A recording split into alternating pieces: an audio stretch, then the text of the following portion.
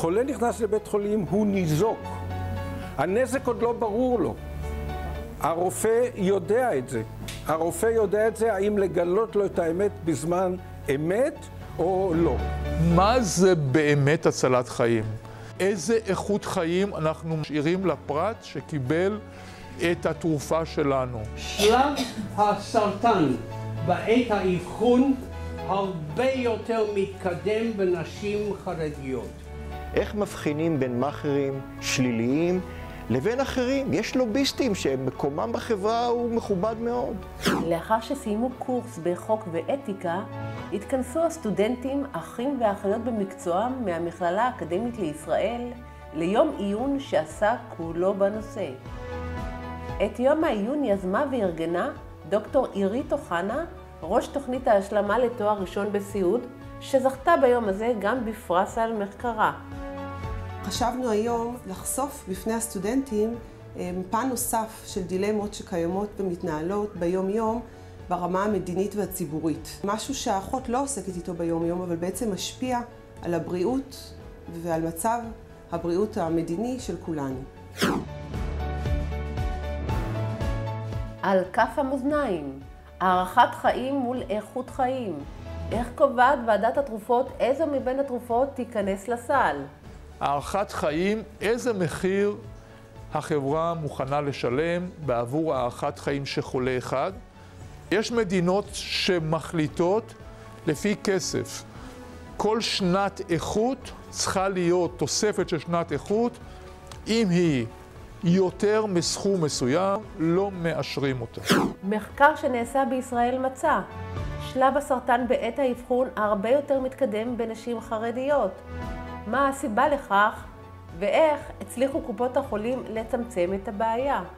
הסיבה פשוטה מאוד.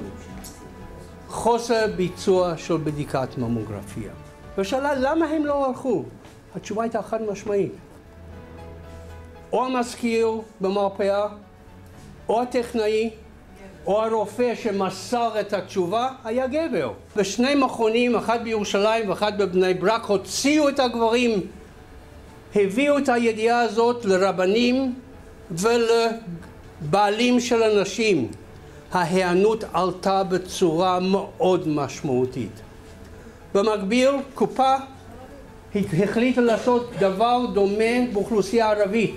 והיא שלחה ממוגרפיה ניידת לכפרים בפריפריה, כדי שאנשים לא תצטרכנה לנסוע.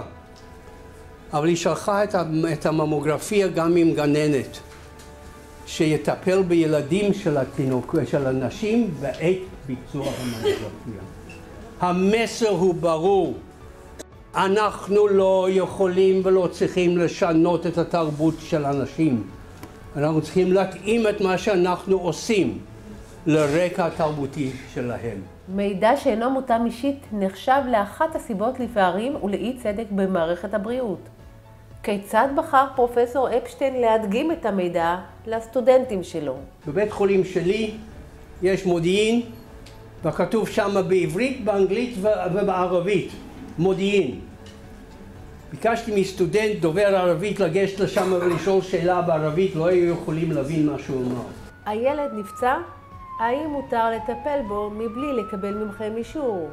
כאשר מגיע ילד ממשחק כדורסל בשעה 7 לקופת חולים, והוא נפל במשחק כדורסל וצריך לעשות לו צילום, לראות אם הוא שבר את היד. מה אומרת לו האחות? תביא את אמא שלך, אתה קטן, אתה עוד לא יכול להחליט.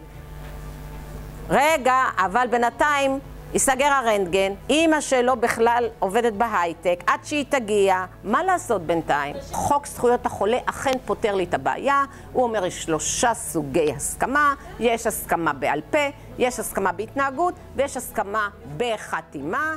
הם פוגשים אותנו בעיתות משבר, מבטיחים לקצר הליכים ולהפוך את החיים שלנו לקלים יותר. המאכערים בשירותי בריאות, איך מזהים אותם? וכיצד ניתן למגר את התופעה? אפשר להבחין בין 2 סוגים של מאכערים. האחד, מאכערים מקצועיים, הפועלים לאחר הכשרה מקצועית, והמאוגדים בלשכות או באיגודים מקצועיים, כמו עורכי דין, וכמו אפילו מנהלים במשרדי תיווך של כוח אדם, שגם זה היום מוסדר. והאחרים הם אלה שאינם נמנים עם הראשונים. אנחנו מדברים על אותם אלפים של מאכערים שאינם משתייכים לאגודות המקצועיות האלה, ושם הבעיה איתם. ככל שהתהליכים הבירוקרטיים נעשים שקופים יותר, ככה הפעילות של המאכערים יכולה לקטן.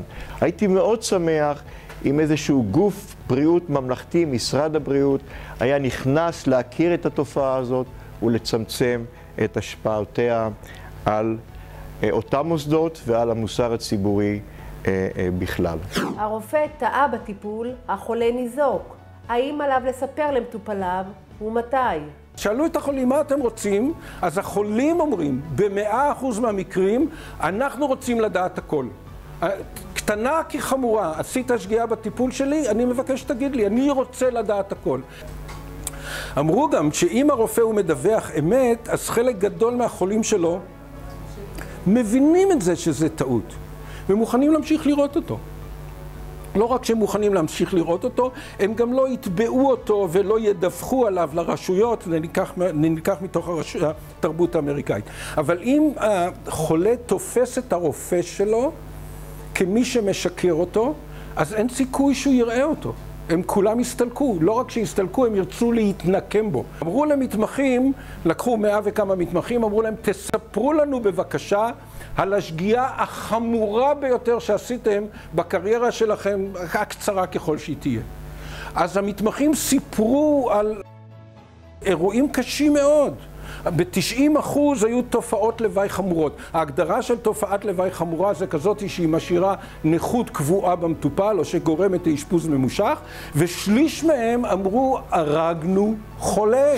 כללי האתיקה הם רף, הם נמצאים הרבה מעל לחוק. החוק הכללי והחוק הספציפי קובע איך כל אחד ואחד מאיתנו יחיה במסגרת של מדינת ישראל, איך תחיינה האחיות במסגרת העבודה המקצועית שלהם, אבל האתיקה קובעת הרבה יותר, היא קובעת כיצד תתייחס אחות למטופל, מעבר ללשון החוק, כיצד היא תתייחס לעמיתים שלה למקצוע, כיצד האחות תתייחס לאנשי הצוות הרפואי האחרים, רופאים למשל, כיצד היא תתייחס לחברה למקצוע, ואני חושב שאתיקה מקצועית זה נדבך חשוב מאוד בחיים מקצועיים של כל אחות.